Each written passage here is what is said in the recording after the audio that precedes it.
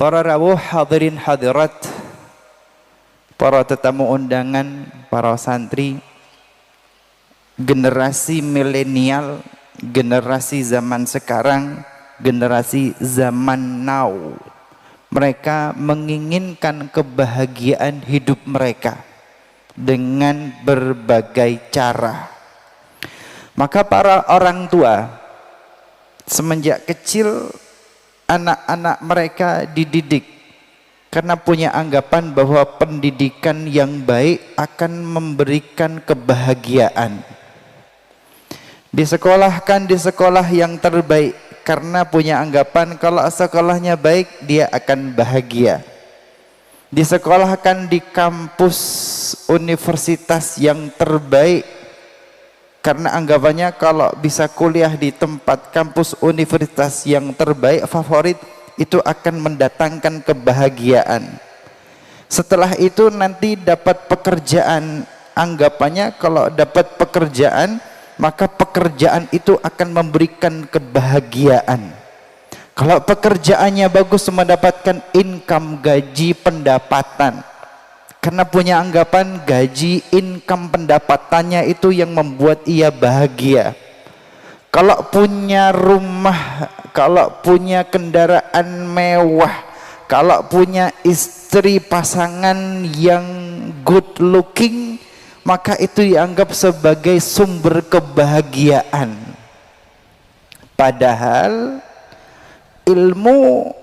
Padahal zaman now beda dengan zaman dahulu. Orang tua kita, kakek-kakek kita, guru-guru kita, ulama-ulama kita, yang beliau-beliau sering kali mengajak kali kita, ayo ngalap barokah, yang penting barokah. Karena ilmu kalau tidak barokah kelak akan menjadi masalah. Sekolah kalau tidak barokah kelak akan menjadi masalah. Pekerjaan kalau tidak barokah kelak akan menjadi masalah. Pekerjaan kalau tidak barokah nanti menjadi masalah. Harta kalau tidak barokah nanti jadi masalah. Pasangan hidup kalau tidak barokah nanti jadi masalah. Putra putri kalau tidak barokah nanti jadi masalah. Maka sesungguhnya modal dasar kebahagiaan bukan ukuran-ukuran materinya, tetapi yang penting barokah.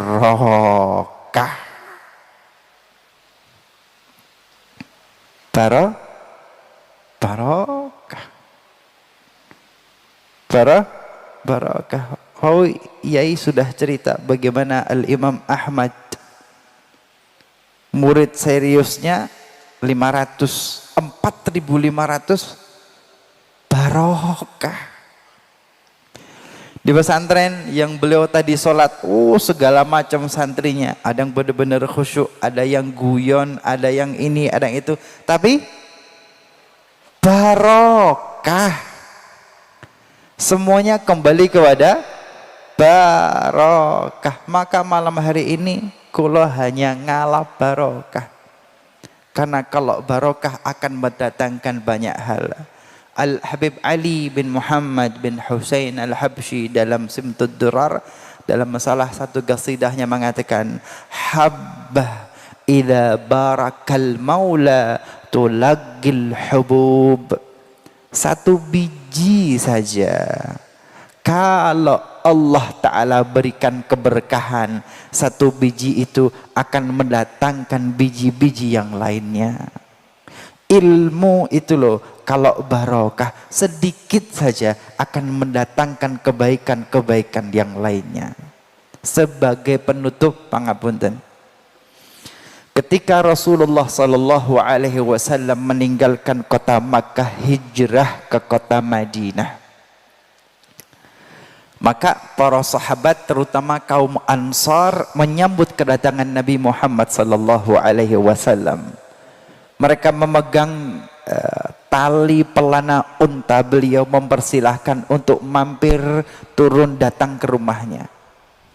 Tapi Rasulullah mengatakan, da'ha, tinggalkan, lepaskan. Karena unta ini diperintah oleh Allah subhanahu wa ta'ala. Unta itu terus berjalan dan para sahabat Ansar menunggu, ya Rasulullah silahkan mampir ke rumahku, ya Rasulullah ini rumahku. Sampai pada akhirnya unta Rasulullah sallallahu alaihi wasallam berhenti kemudian duduk. Rasulullah bertanya, ini kebun milik siapa?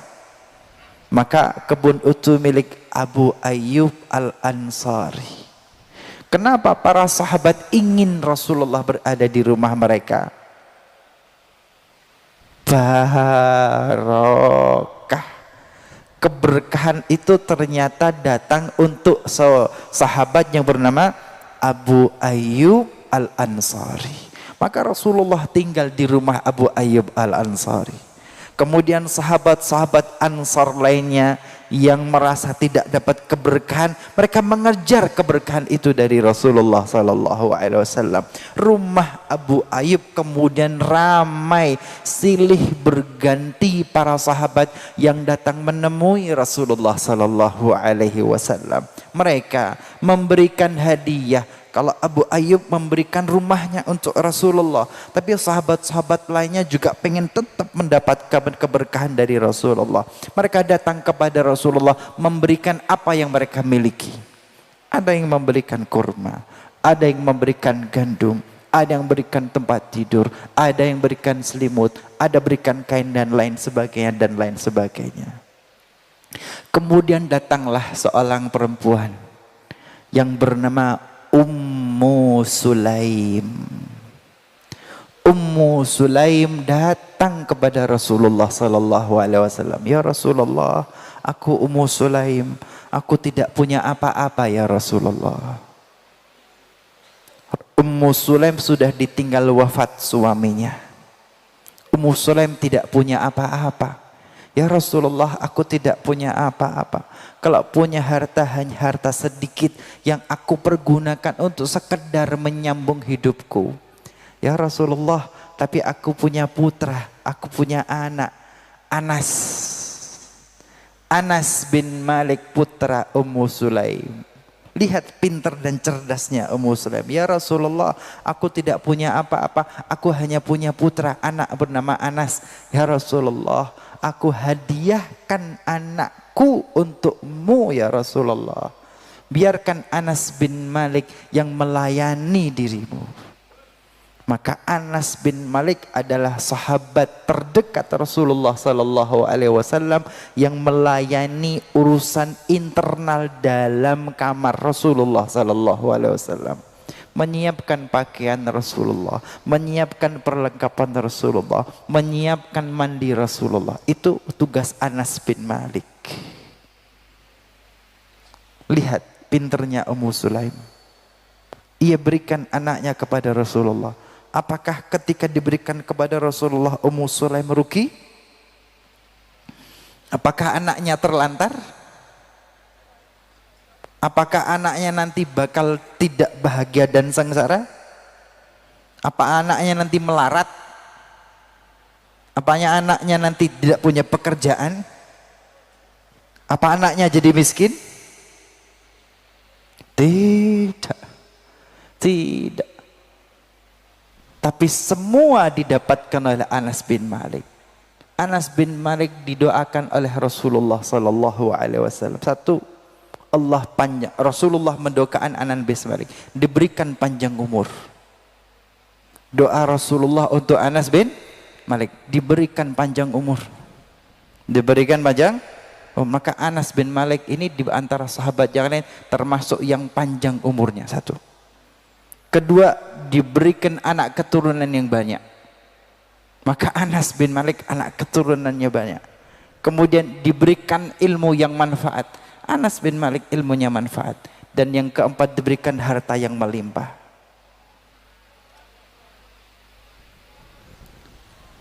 barokah ngabdi kepada Rasulullah sallallahu alaihi wasallam. Hadirin hadirat yang dimuliakan oleh Allah, sudah banyak yang disampaikan oleh para alim ulama. Yang pertama, minal ilmi illa qalila, Yai Husain Ilyas. Istiqamah, jadi Yai Abdul Ghafur. Saya nyampaikan barokah. Sebagaimana Anas bin Malik barokah karena ngabdi khidmah kepada Rasulullah. Para santri, kalau khidmah ditambah beras, tidak mungkin tidak barokah. Tak mungkin melarat, tak mungkin tidak bahagia. Tapi istiqamah dan ngalap barokah.